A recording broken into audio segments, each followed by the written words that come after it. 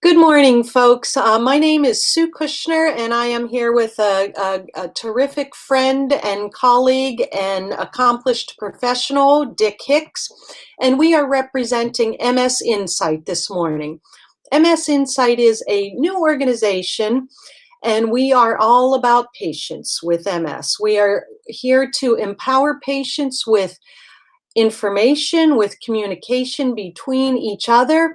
We as healthcare professionals are hoping to give you information that you can use in your daily lives, and we are here for people with MS. So this morning, our topic is going to be the history, the relatively short history of the usefulness of exercise related to MS. It was at first thought decades ago that if you have MS, you are like a China doll. We need to put you on the shelf and protect you and save what you have. I'm going to introduce Dick in a few seconds, and he will say why we found out through the years that that is not true and that exercise is extremely necessary and beneficial for persons with MS, very much akin to the general population. So I have known Dick for, I don't know, 35 years or so. Yeah.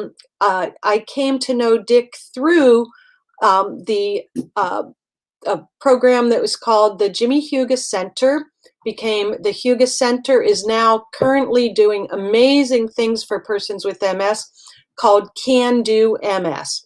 At the time, Dick was at the helm of the Jimmy Hugo Center, and he may say a couple words about Jimmy.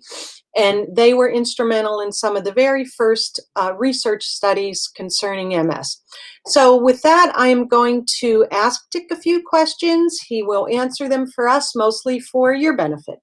So Dick, tell me a little bit about your history with Can Do MS, the Hugo Center, mostly the history of MS regarding the benefits of exercise. Thanks. I've always been interested in the use of exercise and physical activity as it relates to helping people with chronic disease, starting out with heart disease, and how it can help them be healthy within the constraints of their circumstances. And so it was a natural fit. Jimmy Hugo and Billy Kidd were the first two American men to win Olympic alpine skiing medals in the '64 Olympics in Innsbruck, Austria.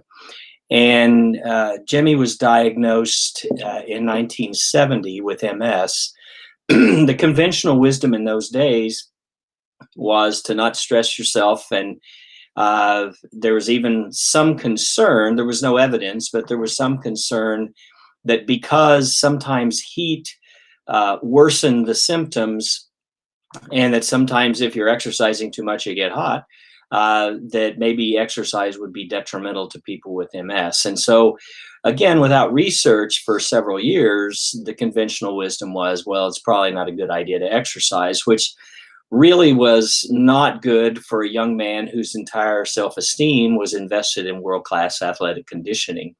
And so Jimmy followed the advice for a few years, but got depressed and eventually just said, he borrowed a friend's bicycle and went out and started riding, and he fell down a lot, but he kept riding. And it's not the falling down we're advocating, but it occurred to him that while he was riding and dragging himself back home, he wasn't thinking about the MS. He was thinking about, how am I going to get back home? And so his aha moment was, I'm going to do some kind of physical activity because it makes me feel better, period. And that was the basis of many of his friends and colleagues and competitors around the world supporting him to start the Jimmy Hugo Center in 1984. And shortly thereafter, I became the director of research and education because of my interest in applying the principles of exercise to chronic disease. And the rest kind of is history. I became the president and CEO in 1990.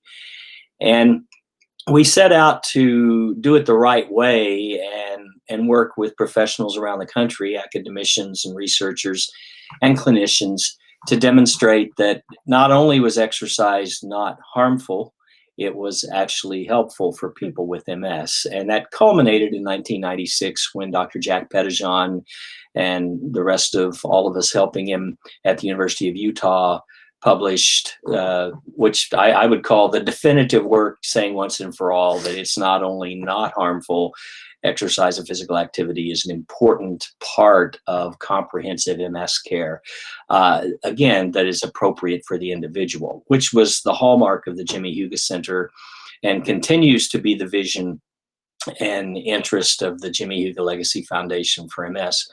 And that is that exercise, when a person, Jimmy's quote was always, any person that gets this diagnosis deserves a personal exercise prescription to help them pursue and achieve their health within the constraints of their circumstances. So that's kind of the whole point of exercise. And I really enjoy making that practical and personal for each individual. And that's what I enjoyed my many years with the Hugo Center. So let me ask you, Dick, what was found when from going from no, do not exercise, save what you have, to boom, exercise is good for you? Can you tell us what the particular findings are that, of course, not in heavy duty physiological terms, but make people understand exercise is good? Well, there were a lot of different projects, but the main project is we took 54 people with MS and divided them into two groups. And of course, the group that was the exercise group versus the sort of education but not exercise group got the chance to do exercise afterwards. So, I mean, it wasn't like someone was sentenced to not being able to get the good stuff. But so we exercised them. We demonstrated through appropriate means that training had occurred. In other words, the same thing we would expect to see in normal, quote, healthy. I call them the temporarily able-bodied, since all of us are going to get some chronic disease if we survive our stupid teenage years. So the notion that we demonstrated they train just like anyone else. We then took the other measurements that are more traditional clinically in the day and found improvements in all of those things. Improvements in fatigue, meaning they were less fatigued, improvements in their attitude and feeling of well-being, as well as no change negatively in any of the contemporary measurements of disease process. Dick currently lives in the Denver area, is visiting me this weekend in the Pittsburgh area. And I know Dick is still involved some with folks from the Ann Schutz Medical Center at the University of Colorado in Denver, correct? Right. And do you have an idea of what they are doing these days? Well, I mean, they're a very large clinical research educational entity, which was kind of our goal many, many years ago, is to again be part of the larger traditional comprehensive care for people with MS. And they have around 4,500 patients. So they are a major comprehensive MS treatment center. And 3 years ago, they began a project which we were supporting to call the Hugo Wellness Pilot Project. And the objective was to try to take, I would say, scale up the individual version of exercise so that we could figure out a way to provide it to every single patient. And again, it has to be personalized. And of course, the original Hugo programs were 5-day immersion programs with 25 patients and their support partners and a national staff, including Sue and many others from around the country who came and provided their expertise in an immersion, I almost call it personal training for people with MS program that went far beyond exercise, but exercise was the key and basis. Of course, that's not possible to scale up for all the people with MS on the planet. But we wanted to try to get the concept into traditional mainstream care. And so they actually did the same thing. They put their patients through exercise education, nutrition education, psychological and emotional management, and then did small groups and, of course, telemedicine and measured all the patient-reported outcomes at the end. And again, people found it to be an important thing. And again, this is not an alternative to disease-modifying therapies or anything like that. This is just another important piece of overall comprehensive MS care. So that project has been ongoing and continues into more the business side of things today, where they're trying to actually get through hospital administration and the business side of things to try to make sure these things are reimbursable by third parties and things like that. And as we all know, that's kind of the bottom line in a lot of these things. We have a lot of great ideas for people, but until we can figure out how to support them and how to actually pay for them, then they just remain great ideas. Um, a gentleman, colleague, and dear friend that succeeded me at the Jimmy Hugo Center is a man named Brian Hutchinson in Sacramento, California, who runs an MS Achievement Center that actually takes these same principles, where people come weekly and spend a half a day and actually get the social interaction and all of that with the exercise and the nutrition and all those kinds of things. And so it's an ongoing effort to not only continue to demonstrate that this is good for people, although that's kind of been done. We now need to figure out how we can scale this up and make it available to everyone. Right. And for the folks out there with MS, you have to keep in mind that exercise is a type of medicine. That's been proven for several decades.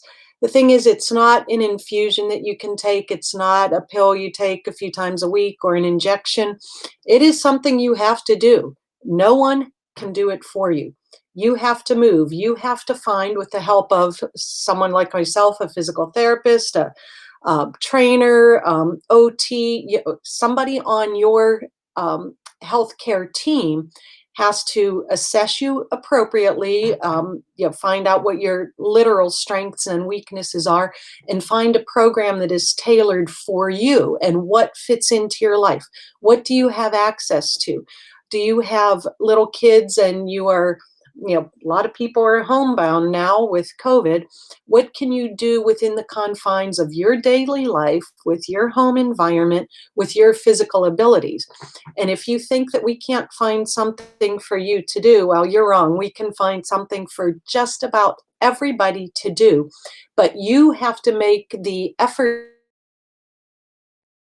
to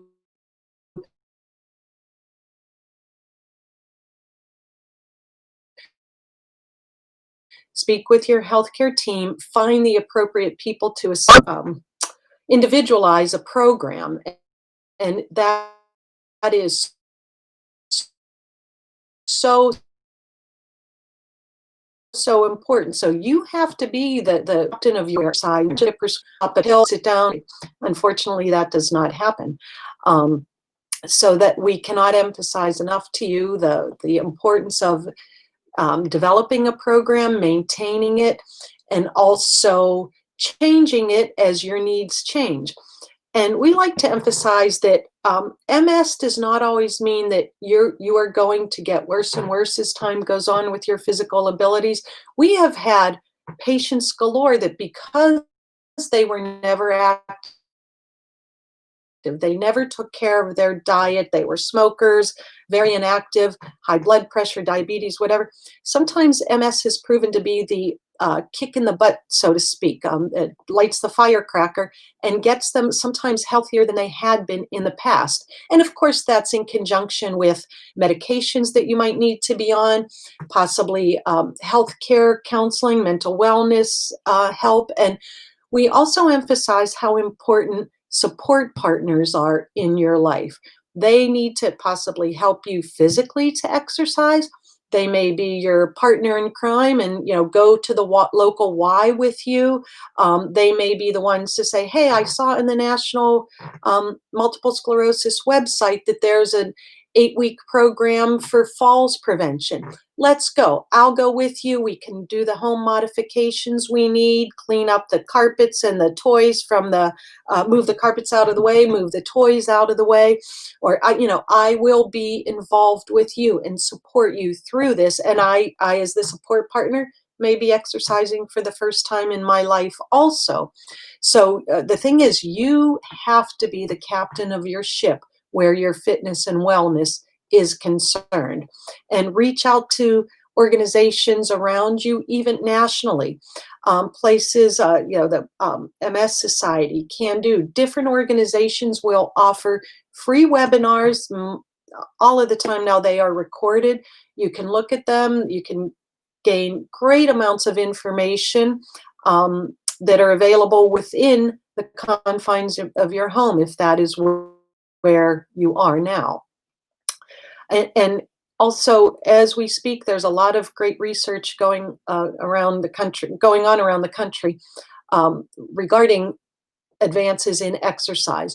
What works, what doesn't work, some parameters that you may need to work within. And we've always emphasized, listen to your body. If it's a bad day, take the day off. I know Dick used to preach no more than 2 days on, 2 days off.